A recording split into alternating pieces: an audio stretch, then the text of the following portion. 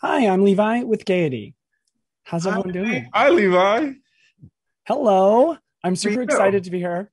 I have lots of questions in a very short amount of time. So I'll Okay. start with you, Philemon. This is a really unique holiday project in that it's queer, but that it also includes queer people of color in lead roles, which is Mm-hmm. pretty unique. Yes. How was that for you? I mean, and how important was that to you once you had the script? Like, did that register quickly? For me, honestly, it was a dream come true to actually be able to portray a part of myself on film, and to have the writing that Chad did. Which was so great. And he kept me involved in asking questions like, is this okay? Do you think this would happen? And I felt very much in the know of what was going on with the development of Nick. But yeah, I mean, just the idea of representation for young black queer men and having that meant the world. And it really didn't register until I got home.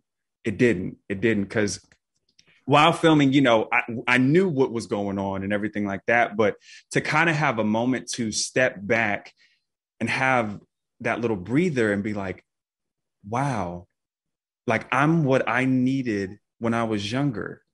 I didn't have that. I did not have that.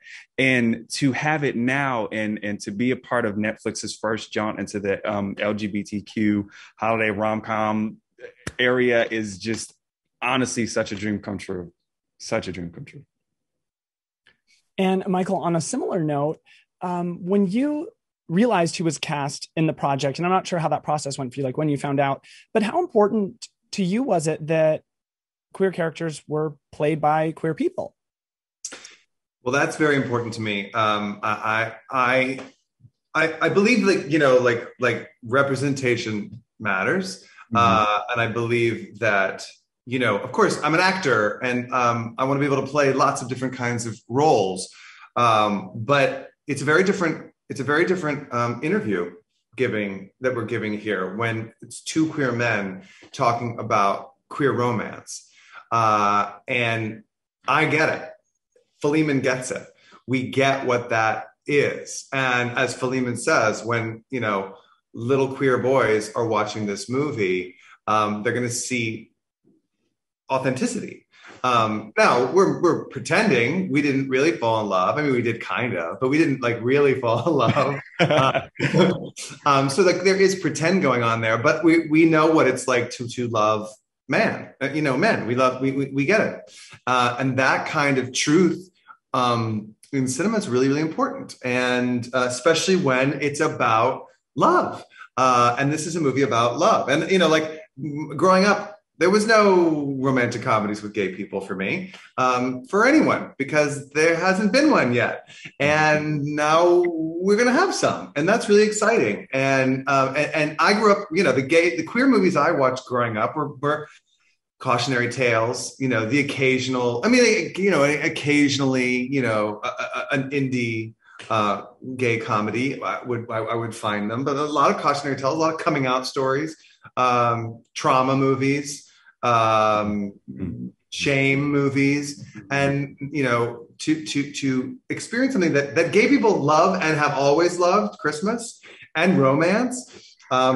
Now we get to share that with people, and hopefully they'll find it. And I mean, Netflix, we're in hundreds of millions of homes as of December the 2nd, all over the world, which is crazy and daunting, but beautiful and exciting. And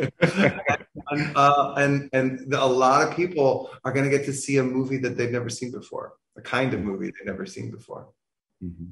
And that, I mean, for both of you, and I'll open that question, my last question to both of you, how does that feel to know the world's first gay rom-com by Netflix, that you're the stars?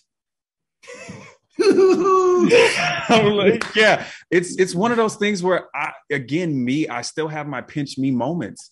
I do. When I wake up, sometimes I'm like, oh, okay, that's really happening. Okay, this is happening. Like again, it's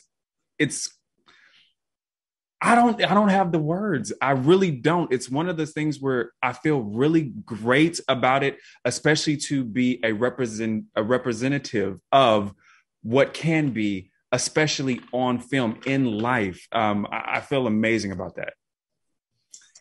Yeah, same. I've gotten to be. I've spent many years now playing queer characters on stage and in movies and on TV, and I've gotten to do.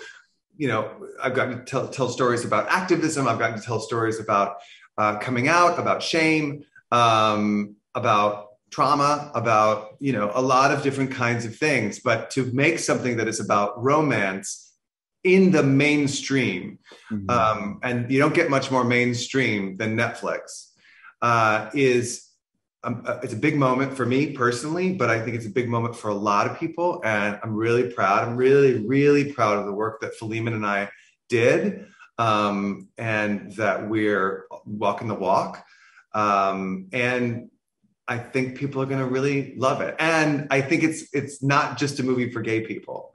It's a movie for anyone who likes Christmas and anyone who likes a rom-com. They'll like this. My favorite scene in the movie, sorry, I know I'm going over, but I think my favorite scene in the movie is a scene between Philemon and Barry Bostwick. Barry Bostwick is my father, and he knows this. He is a gay icon, and he is still totally like awesome and handsome, but he's an old white man. And there is a scene where Barry Bostwick is giving Philemon Chambers advice on romance and friendship that is so beautiful. Yeah. And to me, like, it is like that. If the movie were just that, it would be it would be doing the job, because it's an old straight white man telling a young queer Black man about his experience and how his experience can be the same as yours. And it is, I'm getting like choked up just thinking about it. It is a beautiful scene that we've never seen before. No. And everyone will be able to tune in on December 2nd to watch Single All the Way, streaming on Netflix. Thank you very much, both of you, for talking to me today. I had a great time. Well, thank you, Levi, and I'm glad we share the last name. I know. I was going to say, your name is my name. Sibling. Magic. Right. All right. Bye, guys. Thank you. Bye. Like this video? Follow us for more.